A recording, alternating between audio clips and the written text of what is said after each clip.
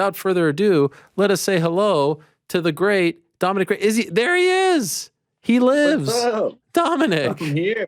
Where have you been? How are you, sir? I'm good, man. I've been great, actually.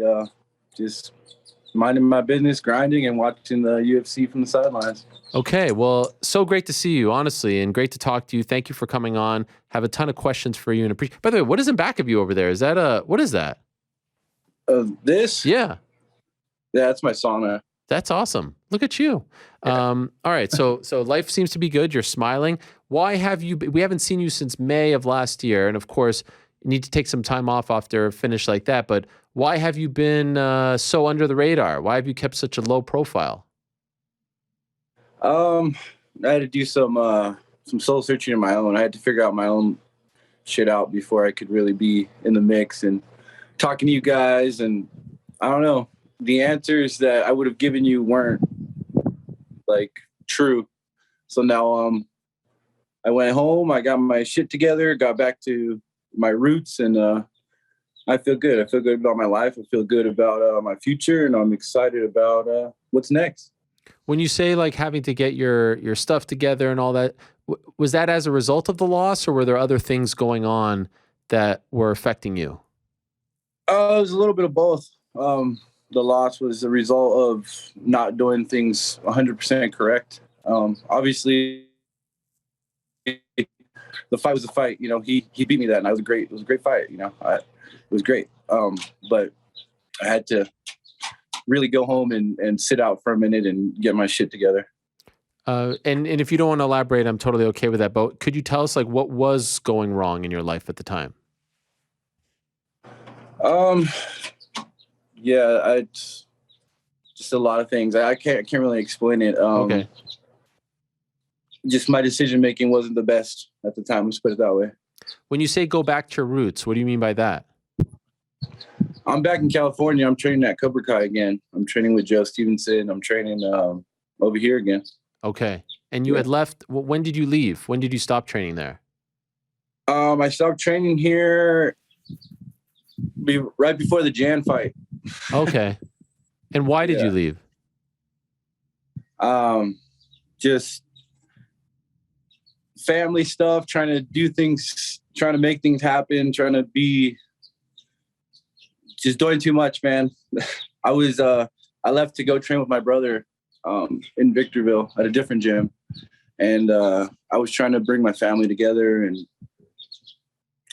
not what you want to do when you have a title fight going on, changing up your camp and really trying to get everything. I don't know, every other aspect of my life I was trying to get in order as well, besides just fighting. When you went back to Joe, were you welcomed back with open arms? Oh, of course. Yeah. Nice. Absolutely. Yeah. Joe's awesome, man. I really enjoy spending time with Joe, and it's fun training with Joe. He keeps it light, and we have a good time. Yeah. Legend of the game, Joe Daddy Stevenson, from back in the day, of course. So did you take, like, after the Youre fight, was there any part of you that was done? Did you consider not fighting anymore? No, never. Not one time. Okay. I never considered not fighting ever. It was just, I got to take some time and get my skills correct again. I got to get my mind right. I got to, stop messing around in the streets and get my shit together. Yeah, I never considered not fighting. I mean, I did take time off, but I mean, look, Jiri barely fought right now. I mean, a year later, he's barely fighting as well. I mean, and he did get knocked out, but he didn't stay out. Right. I did. So I took a little more time. I'm taking a little more time. I'm looking to come back around October. So. Okay. We'll get to that in a moment, but how much time, like, did you just stay away from the gym? Did you need, how long? Yeah, I didn't do anything until October when I went to Vegas. I went and tried out Extreme Couture. I did a little bit of light sparring with Sean Strickland. It might have been his lightest sparring ever. Actually, that's what he was like. He's like, this might be the lightest I've ever sparred. I'm like, bro, thanks. I appreciate it. Like, I'm not ready to be sparring like that. I'm barely coming off this crazy fight. I haven't really been training. And I went back there. I was the heaviest I'd ever been. I was like 245 and I was pretty out of shape. And They were cool, man. Extreme Couture, good people over there. Helped me get my mind back on the game, and from then on, I've just been training and enjoying it. Really, I think that some of that sparring emerged, right? The video emerged. Yep, right before Sean's last fight, actually. Okay, were you okay with that?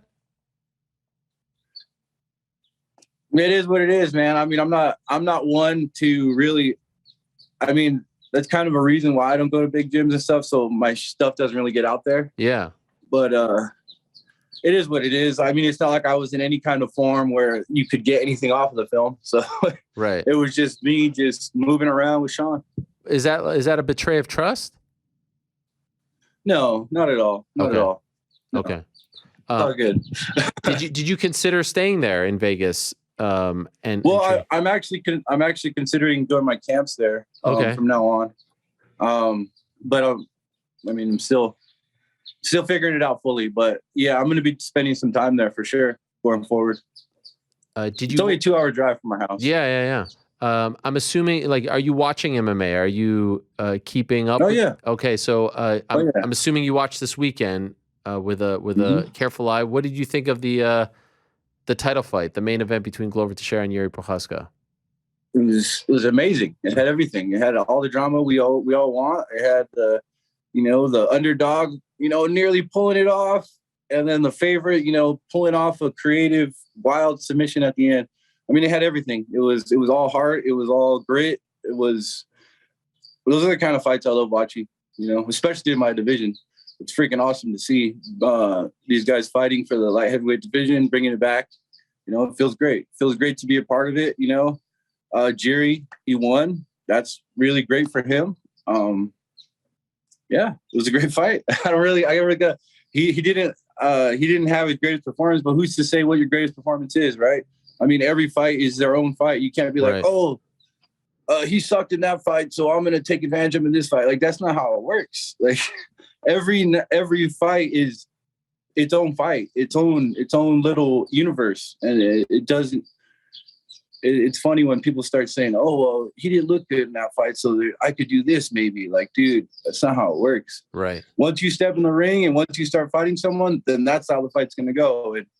It's hard to say that you could get anything off of a fight like this. It was good to watch him fight the full distance. That was really cool. But yeah, I'm just happy it was such a good fight. Yeah, it wasn't a crappy fight. Just curious, I don't know if you watched the fights like this, but who did you think was winning going into the fifth? Glover was clearly winning going into the fifth. Yeah, for sure. He was 30 seconds away. Whoa, I don't know. Whoa. I think we lost your video there. I got it. Okay. All right, we got it back. Yeah, he was 28. He got subbed at 28 and was we've never seen him get subbed before, and Youre didn't even have the hooks in or anything. Like I was shocked. What were you thinking? Were you shocked as well? Oh, as soon as he got it, I was like, it's over. Really? I've submitted a guy like that before in a fight. There's certain positions you're in and there's no way out. Like if Glover would have fought the hands immediately, he would have been fine, but he didn't. He was tired, man. His mind wasn't. It looked like when Jiri got on top, it looked like it was like, all right, just last minute or last 30 seconds and you're gonna win, kind of thing. Right. And he was kind of hanging his head. And when I saw him hanging his head, I was like, oh, if Jiri snatches that neck, he's gonna be able to submit him from there. He has a cage to push him up against, so there's not really anywhere to go, and he's just gonna squeeze. At 205. We get a hold of somebody's neck, you literally only have 7 seconds. Yeah. Whether hooks are in or not, you better get them off in 7 to 11 seconds before you pass out. But at light heavyweight, it's closer to 7. So it's like, whether you have hooks or not, you got 7 seconds. And that's kind of what happened there. Wow. Consider, Youre, you've been in there with him. What makes him so tough? Obviously, to us watching at home, he's a little unconventional. His striking is unconventional. Everything about him is a little unconventional. But what about him is so impressive in your opinion? So the thing about Jiri is just his heart is crazy, man. He like I said, I actually knocked him out in our fight, but he came back and kept fighting. You know, it was one of those situations where his heart is almost stronger than his body, you know? And I think his unconventional style is such man. The way he moves, it seems awkward and weird, but everything he's doing has a purpose. So like he'll step in like a weird angle, but then he'll punch off that angle. So like it's like you almost never get to rest because you don't know. It's not rest, but you never like. It's always the pressure's always on you because you never know when he's going to strike because he could take a step back and then lunge forward with his now lead hand. And that's what he does, and that's what he was doing to Glover and kept catching him off guard.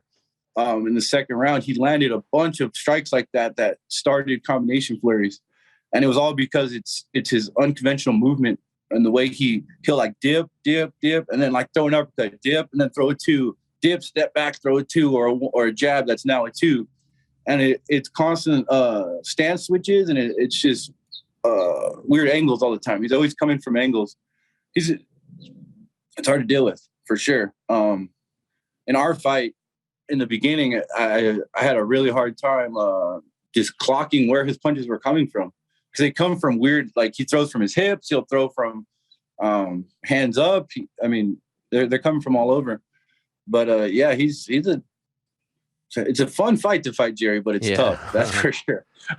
What could from your vantage point? What was Glover doing right, and what could he have done better? There were moments there where I thought he actually was seconds away from winning, and then again, to your point, Yuri's heart comes through, and the guy's just so tight. I mean, even like with a minute left, Glover was in mount. What could he have done? That's one of those. I think Glover gave everything he could. You know, he gave his entire everything. You know, that was a whole. For me, that was just a case of youth. Jiri's youth won him that fight, I believe. You know, to have that just a little bit more stamina, you know, just a little bit more what he was able to give that Glover wasn't. You know what I'm saying? Things that Glover could have done. Obviously, we all could agree on this, not go for that guillotine. You know, I made the same mistake, you know, go for the guillotine. I don't know what it is about Jiri. When you hurt him, he leans forward and kind of like puts his head in your chest and you just want to grab his neck, you know, and we both did the same thing. He shouldn't have done that. I shouldn't have done that. You know, that was one instance where he might have been able to get a finish. The head and arm, I felt like he rushed it a little bit. But I did the same thing. So there's something about Jiri when you fight him, you tend to rush things. I don't know why. It's just the pace. I don't know. Sense of urgency, I guess. Mm-hmm. You obviously fought them at different points, but who was a trickier guy to be in there with, Youre or Jon Jones? They're different. It's different trickery. Jon's like a really calculated. He has like a long play, so everything he does is for later. Okay. So all his reads now are for later. He's going to save everything for later. Jiri is it's tricky in that it's so fast and it's so different. You know what I'm saying? It's such a different look, like something you've never really seen before. And the way he does it is like nobody can do it. The way he moves and how, I guess, awkward, but it's the way he strikes and moves around it's so efficient, but it's weird at the same time. So it's hard to clock. With Jon, it's a long game. It's a tricky long game. I will keep mentioning this one until the end, even though people, we have such short memories in MMA. I still maintain, and I'm not trying to open old wounds, but I still maintain you beat Jon Jones in Houston in February of 2020. I still believe it till this day. We were just talking about the fight 30 minutes ago. Do you feel the same, and do you think about it a lot? Absolutely, I feel the same. I mean, I was there. I know what happened. Just like, everybody else who was in the arena or has a mind about fighting knows I won that fight. I don't think about it that often. I think about it every once in a while. With like in this situation, for instance, like right now, the current champ is the guy I lost to. The former champ was the guy I lost to. The former champ was the guy I lost to. So it's like, it kind of like, by the way things are ending up, I think about it, like it could have all been different. It could all be so different right now. You know what I mean? I win that fight, or I did win that fight with Jon. I get the nod, right? I get the nod, or what's right, whatever, however you want to say it. I win that night. Now I'm the champ. Now I fight. Who knows? Maybe I don't fight Jan. You know, maybe I fight someone else. You know, it all could be so different. It could all be so different right now, and I could be in a completely different situation. But it is what it is. You know, I've made my decisions. I've done what I've done, and I'm here now. And luckily, I'm still alive, and I still have another chance at it. And I'm excited about it. You know, that was my first go around. I see. You know, my first time around the UFC. You know, I made it to the top. I did my thing. I got another shot, and then it didn't work out. So now I get another chance at it, and that's exciting for me because I'm going to do it. I'm going to do it right this time. I'm going to get the title this time. You know what I mean? And I've learned lessons. I've seen the industry. I've seen how things are. I've seen how people are. You know, and it's really good. It's really cool, and I'm excited about it all this next time around. I felt like the first time I kind of maybe put too much into like how the media perceives me, and I cared too much about like the fans talking crap or whatever like that. And yeah, I made some mistakes there. I didn't really know what to expect. And yeah, this time I'm excited about it. How, and maybe you don't anymore, but in the beginning you did. How do you not let that eat you up inside? Like that, you win that fight, everything's different, as you just said. Is that something you had to learn over time? Oh, it took almost. I mean, it was still eating me up going into the Jan fight, dude. Really? Like, it was something that it's a real effed up situation, man. Like, some could say it was a fork in the road for my life. You know, like everything could have changed that night if the judges would have done the right thing. Yeah, you wonder if it's in Vegas, that fight, or in another jurisdiction with more, with more MMA that you get to know. And by the way, another thing that I've thought of, another what if there's no pandemic, I wonder if they run it back. Right? Pandemic started the next month. Pandemic, man. That thing fucking, excuse my language. I'm sorry, man. No, it's all right. That whole pandemic really, really put a wrench in my whole momentum, man. Bad. Really bad.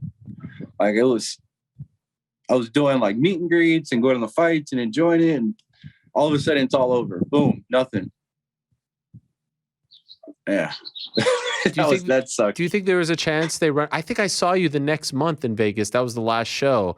Do you think that was the last show? Right? And Joanna fight Zhang on that show. She just fought now. Just curious, do you think, was there any talk of running it back before everything shut down? Oh yeah. That was the whole thing. The whole thing was, we're going to run it back. And then it was like the pandemic started. And then I don't know what he started doing at home. He started feeling a different kind of way. And then all of a sudden it was, no, I'm going to heavyweight. Screw that. There's too much risk. I don't get paid enough to fight him. I'm not going to fight him again without double. You got to pay me double to fight that guy again. And it was like, what? I was getting contender money, bro. Screw you. I should be getting pay-per-view this next fight. Right. Like, and it was all of a sudden, it was weird. It was weird how it all happened because he was down. Everything was good. Dana was like, all right, we're going to do it. And then all of a sudden, nope. No, I'm going to go heavyweight. Like, all right, well, F me. And then as soon as he said, I'm going to heavyweight, they're like, all right, well, now you have to fight Jan for the interim title. And I was like, oh, sweet. Cool, let's do it. I'm a win. Yes, let's go. You know, I was ready to go. And then deep down in my heart, I wasn't. So that wasn't the fight I wanted. Do you take any solace in the fact that you're probably the last guy he fights at 205? Maybe you're the reason why he doesn't want to fight at 2. Like, do you think of it like that?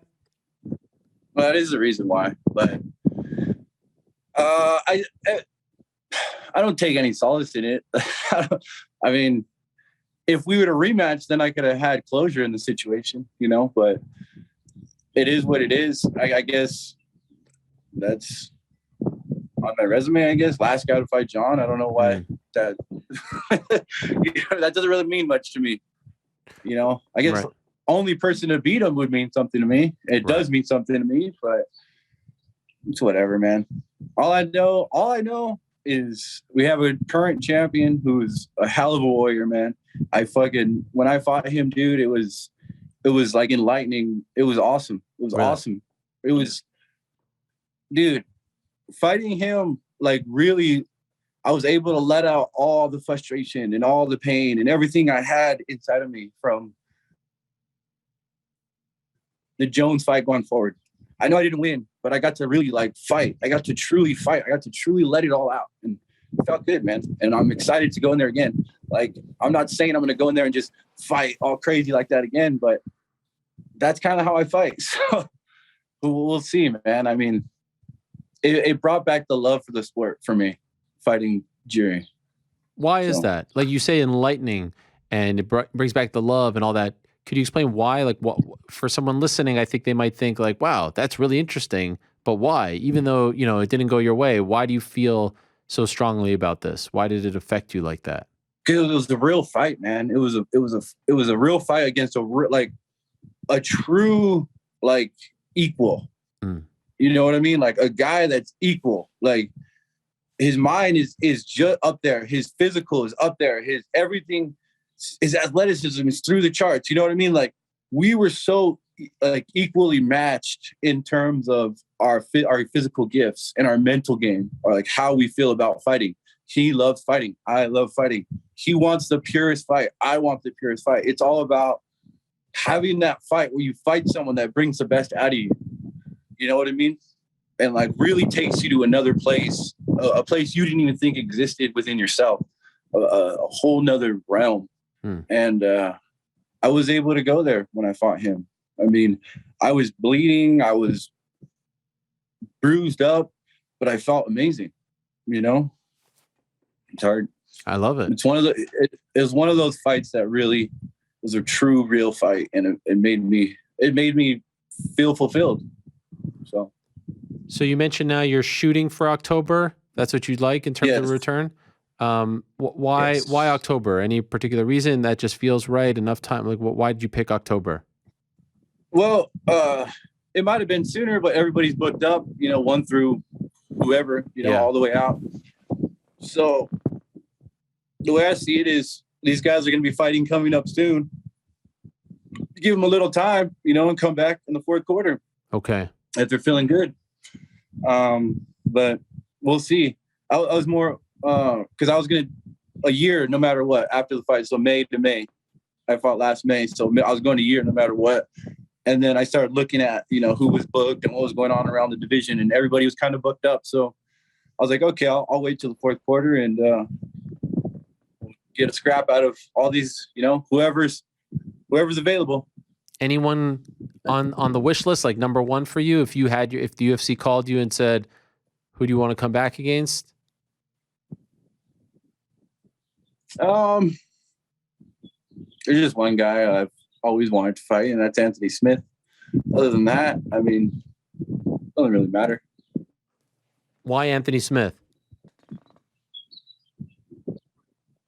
I feel like we both just kind of like we've been like on this parallel path, you know, like we both kind of jumped on, like came onto the scene kind of at the same time, you know, we were kind of like moving the same speed, going the same way, but we never crossed paths. And I feel like it's just kind of destiny, you know. I feel like we definitely need to cross paths before it's all said and done. I mean, just makes sense. So if you had it your way, the return fight would be against Anthony, who of course is fighting July 30th. Coincidentally, our next guest on the show. That's crazy. But that would be up to you. If it were up to you, that would be. I wouldn't say it was. I wouldn't say just Anthony, but that's just the guy that I've kind of always wanted to fight. Yeah. Do you think they'll run it back with Glover and Youre right away, or do you think they'll go in a different direction? Honestly, I think they'll go a different direction. I think they should run it back, but I think they will go with Jan, I think. But we'll see. Mm-hmm. And by the way, for you, like, do you think before it's all said and done, you'll get another crack at Jon or not? I think to get another crack at Jon, it's something I have to want to do. You know what I mean? Like, it has to be something that, okay, well, I'm going to fight this fool again. I'm going to heavyweight now. You know what I mean? Like, it would have to be something where I have to, like, chase him. You know what I mean? Do Do you think he fights Because again? I know he's not coming back to light heavyweight ever again. Right. That's just not going to happen. Do I think he fights again? Yeah. I mean, isn't he fighting Stipe for the title? Didn't they give him a title fight? They just off the rip, like, oh, I know we got all these, heavyweights, but hey, Jones, you want to fight for a title? Sure, far from a done deal. But yeah, that is something that they've wanted to do. But actually, Stipe is the one kind of holding that up, it seems like, right now. Okay. Well, I don't even know. I have no idea. But that's all I'm hearing and seeing on the news outlets and stuff. So it's like, what? All right, cool. I mean, I know my boy Curtis, has been perennial top 3. Let's give the kid a shot. But. Right. So it's good. So to recap, you're in a good spot. You feel good. You feel Great healthy, spot. mentally, physically. Yes. You're happy. Mm-hmm. I'm happy and excited, man. I'm excited about the future, and I'm happy about where I am now. I've really come to understand the ups and downs and the roller coaster ride and the journey. The journey. It's a journey, man. Either you love it or you hate it. Much better off loving it. Mm. If based on the knowledge that you have now, if there's something that you could tell yourself from like 3 years ago, 2020, 2019, Dominick, what would you tell him? I honestly, man, I would just tell myself, just chill, man. You can't make everybody happy. Enjoy your life and do what you can while you can, and don't do more than you can do. That's all I would tell myself. I love it. Well, this has been great, Dominick. Really happy to see you in a good spot.